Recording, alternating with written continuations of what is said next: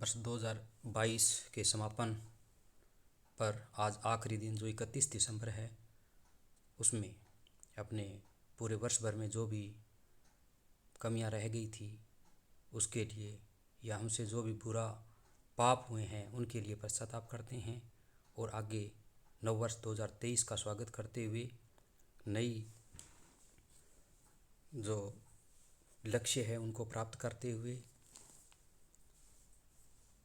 नई शपथ लेते हैं और संपूर्ण विश्व में शांति हो, सभी देश मिलकर के रहें, सभी प्राणी आपस में मिलकर रहें, ऐसी प्रार्थना के साथ अपने इस क्लास को शुरू करते हैं। मैं कहना चाहता हूँ, युद्ध नहीं जिनके जीवन में वो भी बड़े अभागे हैं, युद्ध नहीं जिनके जीवन में वो भी बड़े अभागे होंगे, या तो प्रण तोड़े होंगे या फिर रण से भागे होंगे। मैं वापस रिपीट कर रहा हूँ इसको, युद्ध नहीं जिनके जीवन में वो भी बड़े अभागे होंगे, या तो प्रण तोड़े होंगे या फिर रण से भागे होंगे। ठीक है, तो नववर्ष 2023 की पूर्व संध्या पर मैं राजस्थान की पूर्व सभ्यताएं, इस विषय पर जो मुख्य मुख्य फैक्ट्स है उनके बारे में पढ़ने का प्रयास कर रहे हैं। आप सभी का सहयोग इसमें लगातार बना रहे, यही प्रार्थना करते हैं। तो आज की जो सभ्यताएं हैं वो शुरू करते हैं। पहली सभ्यता का नाम है कालीबंगा सभ्यता। सभ्यता का नाम है कालीबंगा सभ्यता। क्या है, कहाँ है कालीबंगा? ये पीलीबंगा तहसील, जिला हनुमानगढ़ में स्थित है। थोड़ा फास्ट रीडिंग कर रहा हूँ। कालीबंगा का मतलब क्या होता है? सिंधी भाषा का शब्द है कालीबंगा, जिसका मतलब होता है काले रंग की चूड़ियाँ। ठीक है, कालीबंगा कहाँ पे है? जिला हनुमानगढ़ राजस्थान का है। उसमें पीलीबंगा तहसील में कालीबंगा सभ्यता स्थित है और ये कालीबंगा शब्द सिंधी भाषा का है, जिसका अर्थ होता है काले रंग की चूड़ियाँ। यानी मिट्टी से बनी हुई काले रंग की चूड़ियाँ यहाँ प्राप्त हुई थी और आज भी अवशेष के रूप में उसके टुकड़े मिल जाते हैं। यहाँ की नदी को पौराणिक शास्त्रों में सरस्वती या दृष्टवती कहा जाता है। यानी कालीबंगा सभ्यता वर्तमान में जो घग्गर नदी बहती है, जो एक नाले के रूप में है, उसका प्राचीन नाम सरस्वती नदी था। उस सरस्वती के पेटे में वर्तमान घग्गर नदी बहती है। दृष्टवती ऋग्वेद में कहा जाता है, वर्तमान में घग्गर नदी के नाम से जाना जाता है। अब क्या, काजरी एक संस्थान है जो कि जोधपुर में स्थित है।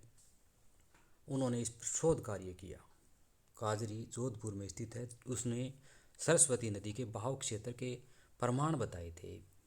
यहाँ कभी जो घग्गर नदी है, यहाँ सरस्वती नदी बहा करती थी। तो दो अवशेष बताए थे उसके। तो एक अवशेष उनमें से है लाठी सीरीज, दूसरा अवशेष है चांदन नलकूप। चांदन नलकूप जिसको थार का गढ़ा भी कहते हैं। ठीक है, लाठी सीरीज ये 60 किलोमीटर चौड़ी जलपट्टी, भूगर्भीय जलपट्टी है जो सेवन घास के लिए प्रसिद्ध है। सेवन घास जो कि रेगिस्तान की एक उपजाऊ घास है, जिसे बहुत ही चाव से खाते हैं, प्रोटीन युक्त होती है। तो वहाँ मीठे पानी की है ये जलपट्टी। इससे प्रमाणित किया जा सकता है कि वहाँ कभी शुद्ध मीठे पानी की नदी बहा करती थी। तो ये प्रमाण किसने दिया था? सबसे पहले काजरी ने दिया था। दूसरा प्रमाण इन्होंने चांदन नलकूप, जिसे थार का गढ़ा भी कहते हैं, वहाँ इसको बताया था। यह भी जैसलमेर में स्थित है। यहाँ हमेशा मीठा पानी प्रवाहित होता रहता। दो प्रमाण दिए थे, काजरी ने दिए थे। पहला प्रमाण लाठी सीरीज, दूसरा प्रमाण चांदन नलकूप। अब आती है कालीबंगा सभ्यता की खोज किसने की? क्योंकि लगभग सभी जो तैयारी करने वाले विद्यार्थी हैं उन्होंने इन सभ्यताओं के बारे में मुख्य फैक्ट्स हैं वो तो पढ़ ही रखे हैं। तो केवल इसको रिपीट करने के उद्देश्य से एक बार पढ़ लें। तो खोज करने वाले कौन थे? सिंधु घाटी सभ्यता की बात करें तो इसमें कालीबंगा भी आता है और कालीबंगा की खोज करने का श्रेय दिया जाता है अमलानंद घोष को। किसने की थी कालीबंगा की सभ्यता की खोज? अमलानंद घोष। कब की? 1951 से 1952 तक। 1952-51 में इसकी 51-52 में इसकी खोज की गई थी प्रोफेसर अमलानंद घोष के द्वारा। खोज के बाद में उस उत्खनन का कार्य था, जो खुदाई का काम था, वो दो व्यक्ति थे, जिसमें एक का नाम है बीबी लाल, दूसरे का नाम है बी के थापर। याद रखना है, सिंधु घाटी सभ्यता में कालीबंगा भी एक स्थल था और कालीबंगा वर्तमान हनुमानगढ़ जिले की पीलीबंगा तहसील में स्थित है। कालीबंगा सिंधी भाषा का शब्द है जिसका मतलब होता है काले रंग की चूड़ियाँ। और काले रंग की चूड़ियाँ आज भी अवशेष के रूप में मिट्टी से बनी हुई प्राप्त हो जाती है। इसके बाद में हमने पढ़ा इसके प्रमाण, जो घग्गर या सरस्वती दृष्टवती नदी जिसके बारे में कहा जाता है, उसके प्रमाण काजरी ने बताए हैं जो जोधपुर में स्थित है। एक तो चांदन नलकूप बताया है, इसके अलावा जो लाठी सीरीज है, ये दो प्रमाण बताए भी यहाँ कभी सरस्वती नदी बहा करती थी। फिर इसकी खोज का श्रेय दिया जाता है अमलानंद घोष को। अमलानंद घोष ने 1951-52 में कालीबंगा सभ्यता की खोज की, लेकिन उसके बाद में उत्खनन का कार्य शुरू हुआ 1961 के आसपास, जो कि एक तो बीबी लाल और बी के थापर इनके नेतृत्व में, इनके निर्देशन में किया गया। इसका संपूर्ण जो उत्खनन है वो लगभग 5 चरणों में 1961 से 1969 तक किया गया था। ठीक है। अब कालीबंगा सभ्यता की विशेषताएं, क्योंकि सभी जानते हैं लेकिन केवल रिपीट के उद्देश्य से अपने किया है, इसीलिए थोड़ा फास्ट रीडिंग कर रहे हैं। तो कालीबंगा सभ्यता कैसी सभ्यता है? पहला आता है इसमें कौन सी सभ्यता है? ये कांस्य युगीन सभ्यता माना जाता है। कांस्य युगीन सभ्यता नगरीय सभ्यता थी। मुख्य मुख्य फैक्ट हैं उसको मैं अंडरलाइन करते जाऊंगा। पहली विशेषता कांस्य युगीन सभ्यता। दूसरा नगरीय सभ्यता। कांसा क्या होता है? कांसा एक मिश्र धातु होती है, तांबा और इसके अलावा एक धातु और होती है, इनका मिश्रण करके कांसा बनाया जाता है। यह नगरीय व्यवस्था थी।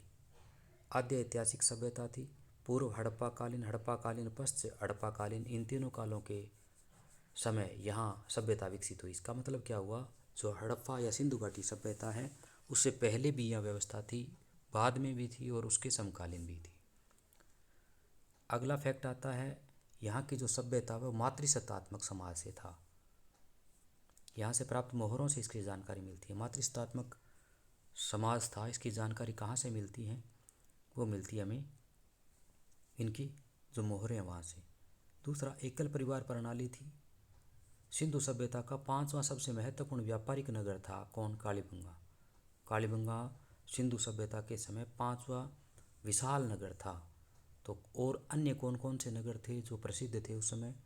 नंबर 1 आता है हड़प्पा का, मोहनजोदड़ो, लोथल, चहुंदड़ो, कालीबंगा, इस प्रकार कई नगर थे।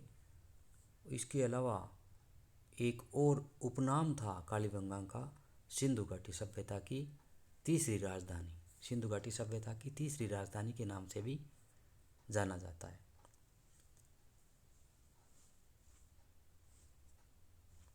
अब जो नगरीय व्यवस्था थी वो 3 खंडों में बंटी हुई थी, क्योंकि नगर था। सिंधु सभ्यता की बात करें उसमें कालीबंगा में नगरीय व्यवस्था थी। शहर था तो शहर 3 भागों में विभक्त था। कौन कौन थे भाग? तो पहला भाग का जिसका नाम आता है वर्गीकृत, दूसरा अवर्गीकृत और तीसरा सामान्य। वर्गीकृत का मतलब क्या होता है? जहाँ राजा और उसका परिवार के सदस्य रहते थे। अवर्गीकृत में उनके सगे संबंधी रहते थे और सामान्य में आम जनता निवास करती थी। उत्तम नगरीय व्यवस्था थी या मिली जल निकासी की नालियों से इसका पता चलता है कि नालियाँ लकड़ी के तख्तों से ढकी रहती थी। नालियों के ऊपर ढक्कन था। अब सभ्यताएं कितने प्रकार की होती है ये बताने की ज़्यादा ज़रूरत नहीं है। प्राग ऐतिहासिक का मतलब क्या हुआ? ये हिंदी का एक शब्द है, प्राक धन ऐतिहास, तो एक, ठीक है, जिससे क्या हो जाए प्राग ऐतिहासिक हो जाता है। यह जब व्याकरण करेंगे उस समय इसका भी चर्चा करेंगे। प्राग ऐतिहासिक में अलिखित सामग्री है, आद्य ऐतिहासिक में लिखित है लेकिन जिसको पढ़ा नहीं जा सका है। और ऐतिहासिक की बात करें तो जिस समय लिखित साक्ष्य प्राप्त होते हैं जिसको पढ़ा भी जा सकता है वो ऐतिहासिक है। युग कौन से हैं? पाषाणकालीन था पहले, फिर ताम्र पाषाण काल हो गया, फिर ताम्रकालीन हो गया, फिर कांस्य युगीन। कांसा का मतलब क्या? ताम्र और टिन मिल करके कांसा बनाया जाता है। जो सिंधु घाटी सभ्यता में कालीबंगा आती है वो कांस्य युगीन सभ्यता इसीलिए कहते हैं क्योंकि यह ताम्र और टिन धातु मिल करके कांसा जो एक मिश्र धातु थी उसका प्रयोग किया गया। कालीबंगा में कच्ची ईंटों का प्रयोग हुआ है जो नगरीय सभ्यता का प्रमाण है। कालीबंगा में ईंटों का प्रयोग हुआ है जो कि नगरीय सभ्यता का प्रमाण है, क्योंकि ग्रामीण सभ्यता में पत्थरों का प्रयोग होता था। तो कई बार रहता है भी ये जो ईंट है, ईंट का प्रयोग यहाँ कच्ची और पक्की में थोड़ा सा कन्फ्यूज़न है, तो ईंटों का प्रयोग किया जाता था शहरों में और पत्थरों का प्रयोग किया जाता था गाँवों में। एक बारी इस पर थोड़ा ध्यान रखना है। कालीबंगा से कौन कौन से प्रमाण मिले हैं?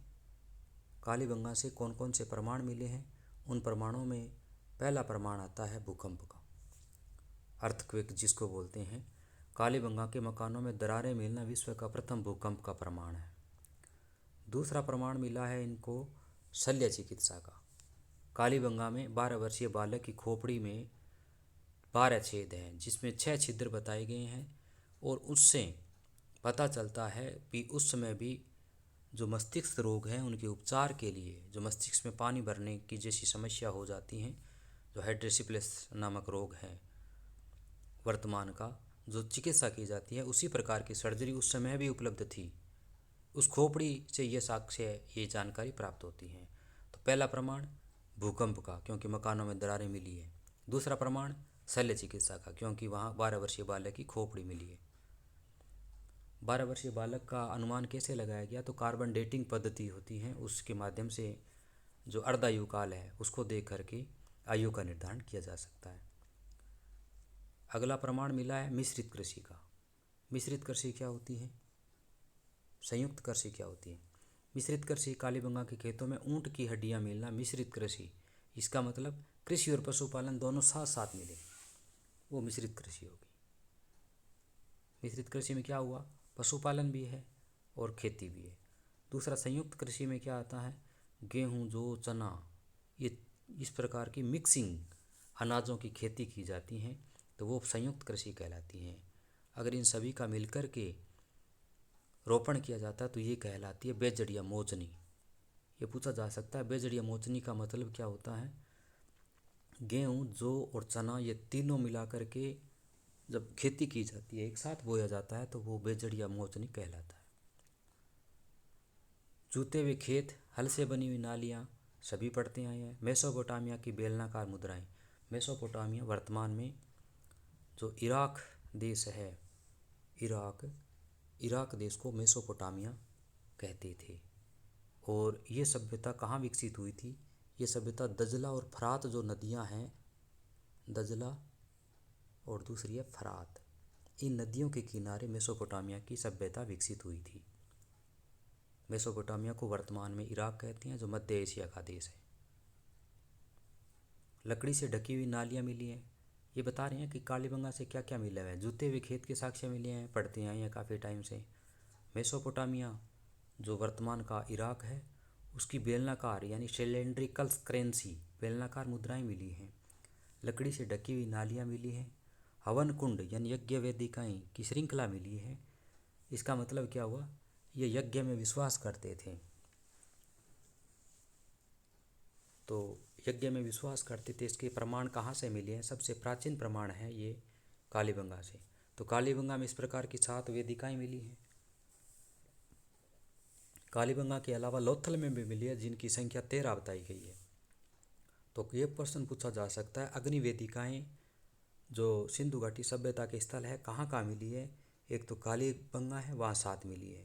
दूसरा लोथल है, वहाँ 13 मिली है। अग्नि वेदिकाएँ हवन करते थे।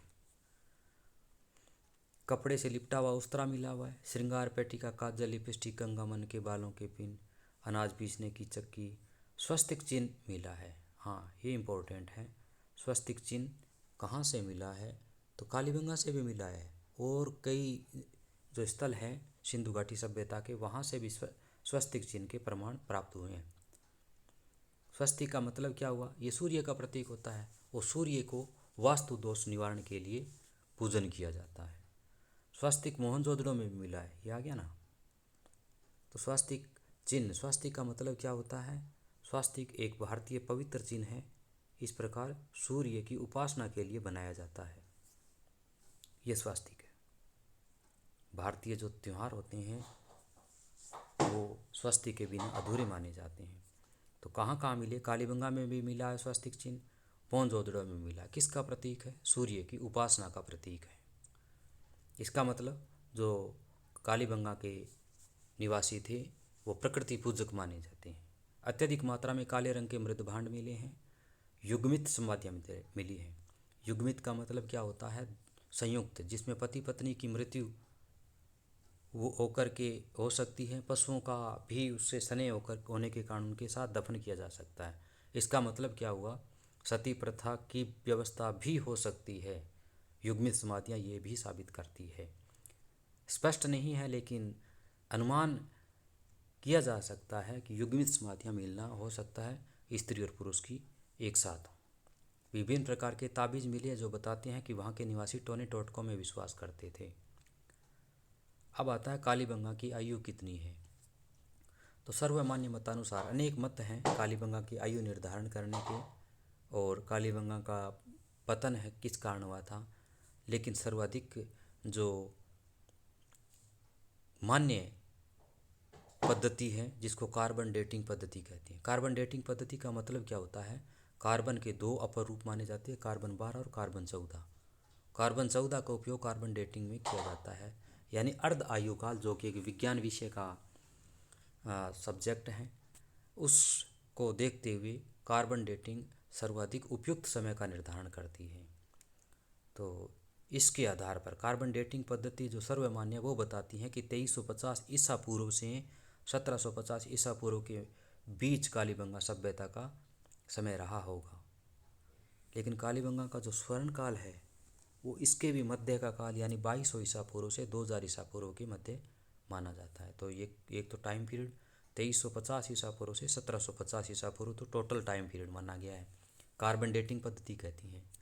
दूसरा, इनका जो गोल्डन पीरियड है वो माना जाता है 2200 ईसा पूर्व से 2000 ईसा पूर्व के बीच का कारण।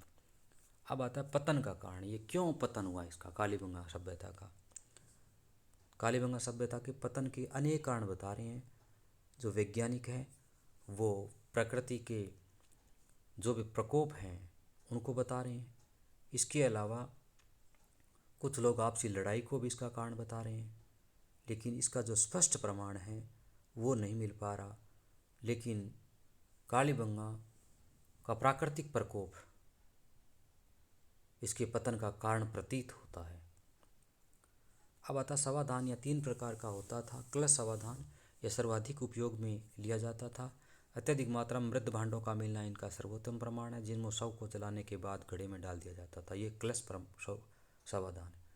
आंशिक समाधान, इस प्रक्रिया में मृत शरीर के गहरे गड्ढे में डालकर मिट्टी से ढक दिया जाता है। पूर्ण समाधान की बात करें, समाधान नहीं है समाधान, मृत शरीर को उसके दैनिक उपभोग की वस्तुओं जैसे थाली, गिलास, कटोरी आदि के साथ दफनाना पूर्ण समाधान कहलाता है। यह प्रमाण बताता है कि कालीबंगाई पुनर्जन्म में विश्वास करते थे। ठीक है। अब आता है कालीबंगा से मिली सेलखड़ी। सेलखड़ी का मतलब क्या है, मिट्टी की मोहरें। यह बताती है कि वहाँ के निवासी पढ़े लिखे थे। उन पर लिखी हुई जो किलाक्षर लिपि है जिसको ब्रुसोफेदनम कहते हैं, ये याद रखना है भी उनकी जो लिपि थी उसको क्या कहते हैं। पहली, सेलखड़ी का प्रयोग किया जाता है। सेलखड़ी मिट्टी की बनी हुई मोहरें थी। दूसरा, उनकी जो लिपि है वो किलाक्षर लिपि कहलाती है। किलाक्षर का मतलब क्या हुआ, कील को लेकर के मिट्टी बिछा करके उसमें दाएं से बाएं, बाएं से दाएं लगातार लिखना बगैर कट किए हुए, वो किलाक्षर लिपि कहलाती है। ठीक है। इसमें क्या होता है, चित्रों को बना करके भाव का प्रदर्शन किया जाता है। चित्र भी है और भाव भी है। और वर्तमान में अगर बात करें इसको तो ब्रुस्तोफेंदम, ये इसका नाम है, बुस्त्रोफेंदम। ये कालीबंगा के जो अवशेष प्राप्त हुए वहाँ से प्राप्त हुए हैं। सेलखड़ी प्राप्त हुई है, किलाक्षर लिपि के अनुमान मिला है जो भाव और चित्र के माध्यम से एक दूसरे की जो विचार हैं उनको संप्रेषित करते थे। वर्तमान इसको ब्रुस्तोफेंदम पद्धति कहते हैं। ठीक है। जैसे ये ले रखा है, इसमें दाएं से बाएं, बाएं से दाएं, ये इस टाइप का जो सिस्टम है वो ब्रुस्तोफेंदम है। तो ये कालीबंगा सभ्यता जिसके बारे में लगभग सभी जानते हैं, मुख्य मुख्य फैक्ट थे उनके बारे में पढ़ा है। अब आती हैं अगली सभ्यता, मुख्य सभ्यताओं के बारे में। तो कालीबंगा के बाद में बेराट सभ्यता की बात करें, थोड़ा फास्ट रीडिंग कर रहे हैं। बेराट सभ्यता जयपुर में है, पढ़ा हुआ है आपका। प्राचीन नाम है विराटनगर। बेराट का यह मत्स्य महाजनपद की राजधानी थी। विराटनगर क्या थी, मत्स्य महाजनपद की राजधानी थी। पांडवों ने अपना अज्ञातवास यानी अंतिम वर्ष जिसको 13वां वर्ष कहते हैं वो बेराट में ही व्यतीत किया था। चित्तौड़गढ़, भीमकुंड, भीमलतकुंड, भीम निर्मित पांडुपोल जो अलवर का है, बाणगंगा नदी के किनारे विकसित है। अर्जुन ने तीर चला करके पानी की धारा जमीन में बहाई, जो बाणगंगा कहलाई। इसका मतलब क्या हुआ, जो विराट सभ्यता है पहला कांड बाणगंगा नदी के किनारे विकसित हुई। दूसरा, बाणगंगा नाम क्यों पड़ा, क्योंकि कहा जाता है जब अज्ञातवास 13वां वर्ष यहीं बिताया था, उस समय पानी की कमी को देखते हुए अर्जुन ने तीर चला करके जमीन से पानी की धारा बहाई, वही अर्जुन की गंगा के नाम से पहचाना जाता है, जो आजकल बाणगंगा कहलाती है। विराट की पहाड़ियों से निकलती है। विराट प्राचीन नाम विराट नगर। विराट की पहाड़ियों में बिज्जक की पहाड़ियाँ भी महत्वपूर्ण है। बिज्जक कबीर जी का एक पवित्र ग्रंथ भी है बिज्जक। इसके अलावा भोमली की पहाड़ी, महादेव की पहाड़ी, ये इसी क्षेत्र में आते हैं। अब आता है विराट सभ्यता की खोज करने वाले व्यक्ति। ये इंपॉर्टेंट फैक्ट है, याद रखना है। विराट सभ्यता की खोज किसने की थी? राय बहादुर दयाराम साहनी ने 1937। विराट सभ्यता की खोज 1937 राय बहादुर दयाराम साहनी। लेकिन जो उत्खनन का कार्य किया, उत्खनन का कार्य करने वाले व्यक्ति हैं कैलाश दीक्षित और नीलरतन बनर्जी, दोनों याद रखने हैं। विराट सभ्यता की खोज किसने की? दयाराम साहनी, राय बहादुर दयाराम साहनी 1937। खोजकर्ता दयाराम साहनी, उत्खनन करता कैलाश दीक्षित और नीलरतन बनर्जी। ठीक है। राजस्थान के इस क्षेत्र पर अधिकार करने वाला प्रथम मौर्य सम्राट था चंद्रगुप्त मौर्य। इस क्षेत्र पर राजस्थान में मौर्य साम्राज्य का विस्तार भी था, ये बताता है। ठीक है।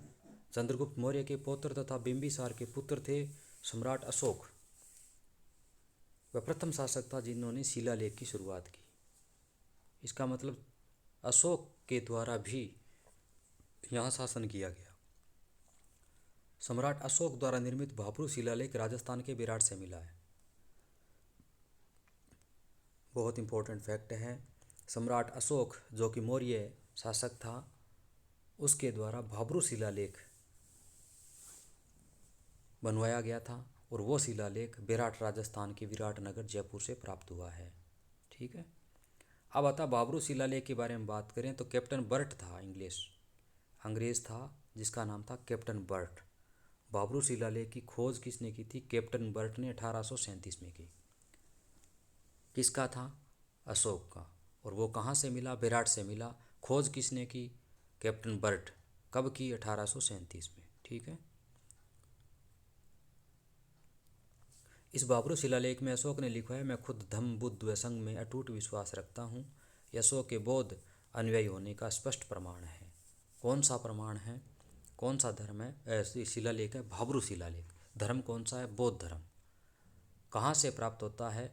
कैप्टन बर्ट के द्वारा 1837 में विराट से प्राप्त होता है। वर्तमान में भाभरू शिलालेख राष्ट्रीय संग्रहालय कोलकाता में है। राष्ट्रीय संग्रहालय कहाँ पे है? कोलकाता में। वहाँ रखा हुआ है भाभरू शिलालेख, जो 1837 में कैप्टन बर्ट के द्वारा खोजा गया था। अशोक प्रारंभ में शैव धर्मावलंबी था, ये मानना पड़ेगा भी।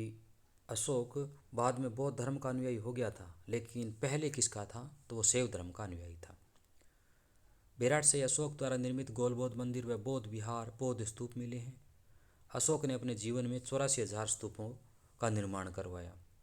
बौद्ध विहार और स्तूप दो शब्द आते हैं, उसमें अंतर करना जरूरी है। बौद्ध विहार क्या होता है और बौद्ध स्तूप क्या होता है? विहार का मतलब जो बौद्ध भिक्षु यानी बौद्धों के जो संत होते हैं, उनका निवास करने का स्थान होता है, और बौद्ध स्तूप उनका पूजा स्थल है। दो शब्द हो गए। बौद्ध विहार का मतलब उनके जो भिक्षु होते हैं, उनको रहने का और उनके विश्राम करने का स्थान है वो बौद्ध विहार, और उनका पूजा स्थल है वो बौद्ध स्तूप कहलाता है। ठीक है। विराट से ही विश्व के प्रथम महामानव, जिसको महात्मा बुद्ध कहते हैं, की प्रतिमा मिली है, जो कि अमरावती शैली में है। यहाँ से एक मूर्ति मिली है, किसकी? महात्मा बुद्ध की। वो कौन सी शैली में है ये पूछा जा सकता है, तो अमरावती शैली में। उपरोक्त प्रमाणों से स्पष्ट पता चलता है कि विराट राजस्थान का प्राचीनतम बौद्ध केंद्र था। मौर्यों के पतन के पश्चात विराट पर यूनानियों का शासन हो गया। ये अनुमान कैसे लगाया? अभी यहाँ यूनानी भी आए। ये अनुमान कैसे लगाया गया? भी राजस्थान में यूनानी भी आए थे। इसका प्रमाण लगाया गया यहाँ मीनांडर की जो मुद्राएं प्राप्त होती हैं, करेंसी ऑफ मीनांडर की जो करेंसी है वो मिलती है। हो सकता है उनका व्यापारिक संबंध हो सकता है उनका शासन हो। ठीक है। लेकिन ये फिक्स है भी यूनानियों के द्वारा यहाँ या तो व्यापार किया गया या उनका शासन किया गया था। ठीक है। फाहियान चंद्रगुप्त द्वितीय विक्रमादित्य के समय भारत आया था। फाहियान किस किस में चीनी यात्रियों की बात करें तो चीनी यात्री को फांसी हुई। फाहियान, वेनसांग, इत्सिंग जो भी हैं वो भारत में आए थे। उसमें फाहियान नाम का जो चीनी यात्री है चंद्रगुप्त द्वितीय के समय, जो कि गुप्त सम्राट थे, उनके समय भारत में आया था। वेनसांग हर्षवर्धन के समय भारत में आया था। ये दोनों याद रखने हैं। चीनी यात्री वेनसांग ने राजस्थान के 2 नगरों की यात्रा की जिनका वर्णन उन्होंने अपनी पुस्तक सीयू की में किया है। पहला फैक्ट क्या हो गया इनका? पहला फैक्ट ये हो गया, वेनसांग कब आया? हर्षवर्धन के समय। वेनसांग कब आया? हर्षवर्धन के समय। ठीक है। दूसरा, इनके ग्रंथ का नाम क्या है? सीयू की। तीसरा, इन्होंने एक तो बेराट की, एक भीनमाल जालोर की यात्रा की। चीनी यात्री वेनसांग हर्षवर्धन के समय आया, सीयू की ग्रंथ लिखा, बेराट जयपुर और भीनमाल जालोर ये 2 नगर हैं यहाँ की यात्रा की थी। वेनसांग ने 102 देशों की यात्रा की। इसी कारण इसे यात्रियों का यात्री यानी यात्रियों का राजकुमार कहते हैं। तो ये हो गया विराट सभ्यता। ठीक है। मेन याद रखना है विराट सभ्यता की खोज किसने की, कहाँ पे स्थित है और उसका उत्खनन किसने किया। राय बहादुर दयाराम साहनी ने 1937 में खोज की। कैलाश दीक्षित और नीलरतन बनर्जी ने इसका उत्खनन का कार्य किया। बाबरू शिलालेख जो 1837 में कैप्टन बर्ट ने खोजा, जिससे यहाँ मौर्य साम्राज्य होने का प्रमाण बताया और साथ ही बताया कि अशोक ने खुद को बौद्ध अनुयायी स्पष्ट रूप से बताया है। ठीक है। अब पढ़ रहे हैं अगली सभ्यता गणेश्वर सभ्यता। अगली है गणेश्वर सभ्यता। गणेश्वर कहाँ पे है? सीकर जिले में। सीकर का प्राचीन नाम क्या था? वीर भाण का बास। वीर भाण का बास, इसका मतलब क्या हुआ? भाण महीन, वीर मतलब वीरता पूर्वक लड़ने वाली, वीर भाण का बास कहते थे सीकर को। गणेश्वर सभ्यता सीकर जिले में नीमका थाना तहसील, वर्तमान की बात करें तो गणेश्वर सभ्यता नीमका थाना तहसील याद करना है। गांव का नाम बात करें तो खंडेला, गांव का नाम याद करें तो खंडेला। नीमका थाना तहसील खंडेला गांव की कांतली नदी के किनारे। कौन सी नदी के किनारे? कांतली नदी के किनारे, कांतली नदी के किनारे निकली थी। सीकर जिले की बात करें उसमें नीमका थाना तहसील के खंडेला गांव की पहाड़ियों से कांतली नदी निकलती है और इसी के किनारे गणेश्वर सभ्यता विकसित हुई। समझ में आ गई? गणेश्वर सभ्यता का मतलब क्या हुआ? गणेश्वर सभ्यता जो वर्तमान सीकर है उसे वीर भाण का बास भी कहते थे। वहाँ नीमका थाना तहसील है, उसका एक गांव है खंडेला और उन्हीं खंडेला की पहाड़ियों से कांतली नदी निकलती है और उसी कांतली नदी के किनारे गणेश्वर सभ्यता विकसित हुई थी। ठीक है। समझ में आ गई? गणेश्वर सभ्यता के बारे में बात कर रहे हैं। जिला है सीकर, सीकर जिले की नीमका थाना तहसील का खंडेला गांव और खंडेला गांव की पहाड़ियों से निकलती है कांतली नदी और कांतली नदी के किनारे विकसित हुई थी गणेश्वर सभ्यता। खंडेला क्यों प्रसिद्ध है? ये गोटे के विभिन्न जो प्रकार होते हैं, लप्पा लप्पी, किरण, बाकड़ी, इनके लिए प्रसिद्ध है। ये आज की बात कर रहे हैं। ठीक है। अब आता है गणेश्वर सभ्यता की खोज किसने की थी। ये इम्पोर्टेंट फैक्ट की बात करें तो पहला है रतन चंद्र अग्रवाल। रतन चंद्र अग्रवाल ने किस खोज की थी? किसकी? गणेश्वर सभ्यता की। दूसरा, रतन चंद्र अग्रवाल और विजय कुमार ने इसके उत्खनन का काम किया। याद करना, जितनी भी सभ्यताएं हैं उसका उत्खनन करता और खोज करता और सन याद करने और मुख्य मुख्य कौन कौन सी चीज़ें प्राप्त हुई। तो जो गणेश्वर सभ्यता है सीकर जिले की, उसकी खोज की थी रतन चंद्र अग्रवाल ने 1972 में और उत्खनन किया था रतन चंद्र अग्रवाल और विजय कुमार ने। ठीक है। अब आता है अगला शब्द, ताम्र सभ्यताओं की जननी किसको कहा जाता है? ताम्र सभ्यताओं की जननी, ताम्र का मतलब तांबा हो गया, उसकी जननी किसको कहा जाता है? गणेश्वर सभ्यता को कहा जाता है। लेकिन एक शब्द और आता है ताम्रवती। ताम्रवती आहड़ को कहते हैं। आहड़ सभ्यता है जो उदयपुर की है, उसको ताम्रवती कहते हैं और ताम्र सभ्यताओं की जननी कहते हैं गणेश्वर को। मतलब दोनों ताम्र सभ्यताएं हैं, लेकिन ताम्र सभ्यताओं की जननी अगर कहें तो गणेश्वर सीकर को कहेंगे, ताम्रवती कहें तो आहड़ को। ठीक है। इसमें कन्फ्यूज नहीं होना है। अब आता है गणेश्वर सभ्यता से खुदाई से क्या क्या मिले, सीधी बात है। ताम्र सभ्यता तो तांबे से संबंधित अवशेष मिलेंगे, तांबे से बना हुआ बाणागर, बाण का जो अगला हिस्सा होता है वो मिला। तांबा से बना हुआ मछली पकड़ने का कांटा, ठीक है। अब आता है ताम्र निर्मित दैनिक उपभोग की वस्तुएं जैसे थाली, गिलास, कटोरा, हथियार आदि। संपूर्ण सिंधु सभ्यता में तांबे की आपूर्ति गणेश्वर सभ्यता से होती थी। यहाँ कोल्यारी की पहाड़ियाँ कौन सी पहाड़ियाँ हैं? कोल्यारी की पहाड़ियाँ, जो वर्तमान खेतड़ी झुंझुनू जिले में है, वहाँ से तांबा निकाला जाता था। गणेश्वर सभ्यता में कहाँ से निकाला जाता था? खेतड़ी, जो वर्तमान झुंझुनू जिले का है, वहाँ से तांबा निकाला जाता था। इसी कारण ताम्र सभ्यताओं की जननी या ताम्र जननी सभ्यता कहते थे, ठीक है। अब अगला आता है आहड़ सभ्यता। बहुत फास्ट रीडिंग है, तो अपने नोट्स को लगातार मेंटेन करते रहें, लगातार पढ़ते रहें। तो आहड़ सभ्यता की बात करें तभी अपने कंपैरिजन किया था आहड़ का। दूसरा नाम इसका क्या है? बना संस्कृति कहते हैं, धूलकोट कहते हैं, ताम्रवती कहते हैं। 3 नाम हो गए। आहड़ सभ्यता जो उदयपुर में है, पहला नाम बना संस्कृति, क्योंकि बनास नदी के किनारे विकसित हुई। दूसरा धूलकोट कहते हैं, तीसरा ताम्रवती कहते हैं। ताम्र जननी कहेंगे गणेश्वर को, ताम्रवती कहेंगे आहड़ को, ठीक है। अब अगला फैक्ट आता है ये कहाँ विकसित हुई, तो ये हुई आयड़ या बेड़च नदी के किनारे। आहड़ सभ्यता कहाँ विकसित हुई? आयड़ या बेड़च नदी के किनारे। आयड़ या बेड़च नदी के किनारे विकसित हुई कौन सी सभ्यता? आहड़ सभ्यता, ठीक है। अब आहड़ सभ्यता के बारे में बात करें तो जो अभी मुख्य खोजकर्ता और उत्खननकर्ताओं की बात कर रहे थे, तो आहड़ सभ्यता की खोज किसने की? अक्षय कीर्तिवास। आहड़ से ए और अक्षय से ए, अक्षय कीर्तिवास 1953। आहड़ सभ्यता की खोज किसने की? अक्षय कीर्तिवास 1953 में। दूसरा उत्खनन किसने किया? 1956 में रतन चंद्र अग्रवाल, और दूसरा HD सांकलिया। 2 व्यक्ति हैं। खोजकर्ता कौन है? अक्षय कीर्तिवास 1953, उत्खननकर्ता 1956 में रतन चंद्र अग्रवाल और HD सांकलिया। HD सांकलिया का मतलब हंसमुख धीरजलाल सांकलिया। आहड़ सभ्यता की बात कर रहे हैं। खोज कब की, किसने की? अक्षय कीर्तिवास ने 1953 में। उत्खनन किसने किया? रतन चंद्र अग्रवाल और HD सांकलिया ने। पहले रतन चंद्र अग्रवाल थे, फिर 1961 में हंसमुख धीरजलाल सांकलिया ने किया 1961 में, ठीक है। अब आती हैं इससे कौन कौन से अवशेष प्राप्त हुए। एक तो यूनानी देवता अपोलो से अंकित मुद्राएं मिली हैं। ये क्या बताती हैं? ये बताती हैं यूनानियों के साथ इनका व्यापार था।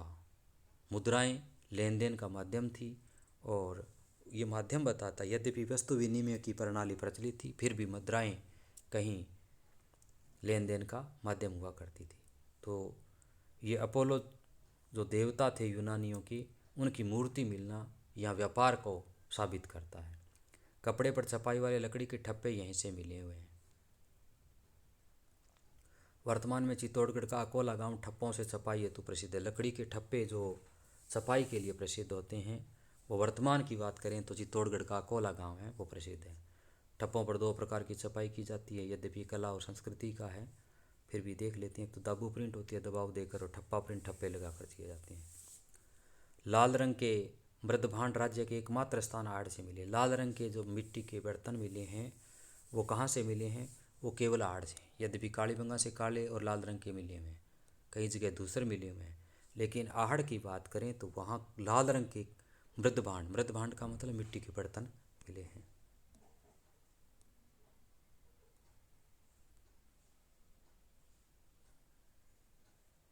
उल्टी तपाई, मृदभांडों के अंदर भी तपाई वाले मृदभांड केवल आहड़ से मिले हैं। अनाज पीसने की चक्की मिली है,